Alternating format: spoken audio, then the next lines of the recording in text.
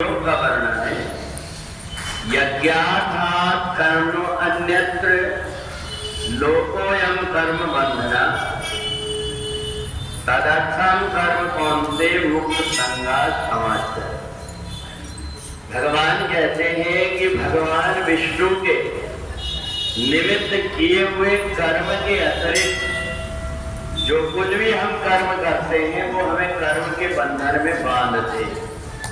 और इसलिए जब कभी हम पूजन पाठ करते हैं तो दूसरे देवताओं के नाम उनसे संकल्प नहीं करते।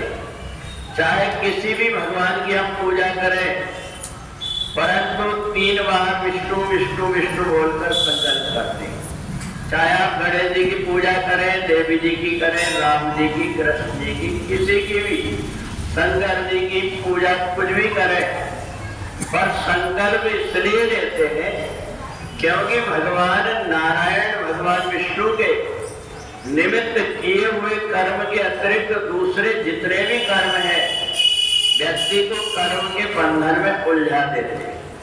और इसलिए भगवान ने कर्मयोग में कहा कि एक बात का ध्यान रख करके कर्म करना चाहिए। ये कर्म हमें बांधे ना।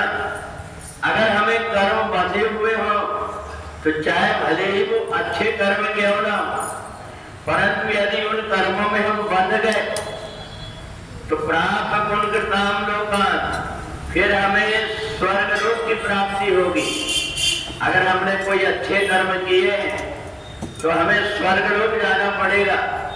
पर स्वर्ग लोक की यात्रा ऐसे ही है जैसे यहाँ से कहीं हम दूसरी जगह जाए घूमने, पर लौट करके फिर से आना पड़ता है। ऐसे ही स्वर्ग लोक भी वहां से फिर लौट करके आते हैं। एक सुविधा इतनी बार मिलती है कि फिर से हमें मनुष्य शरीर मिल जाता है। पर परिवार कैसे मिलेगा? परिवार परमात्मा की भक्ति करने देगा कि नहीं करने देगा? किस प्रकार के परिवार में हम जन्म लेंगे ये कोई ठिकाना नहीं होता। तो इसलिए भगवान ने कहा ये कर्म कोई भी हो ये तुम्हें बांधे ना, इसलिए कृष्ण अर्पणम अस्तु कर दिया। जितने भी जो कुछ भी कर्म होते हैं उन कर्मों को लेकर के भगवान नारायण के खजाना में जमा कर दिए।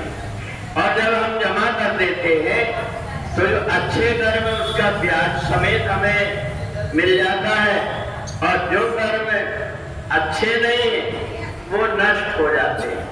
तो इसलिए दोनों प्रकार की सुविधा है। तो इसलिए जहाँ कर्म व्यक्ति संभल करके चलता है उसका आवागमन का बंधन मिट जाता है। और इसलिए गीता का जो पाठ करता है व्यक्ति वो निश्चित रूप से कर्म बंधन से इसलिए मुक्त हो जाता है क्योंकि इसमें सभी प्रकार के योग हैं। इसके अतिरिक्त और कुछ नहीं करना पड़ता। केवल हमने गीता सुन लिया, पढ़ लिया, इतने मात्र से ही व्यक्ति सब प्रकार के पाप से मुक्त होकर के परमात्मा को प्राप्त कर ले। बोले वृंदावन बिहारी लाल की जय।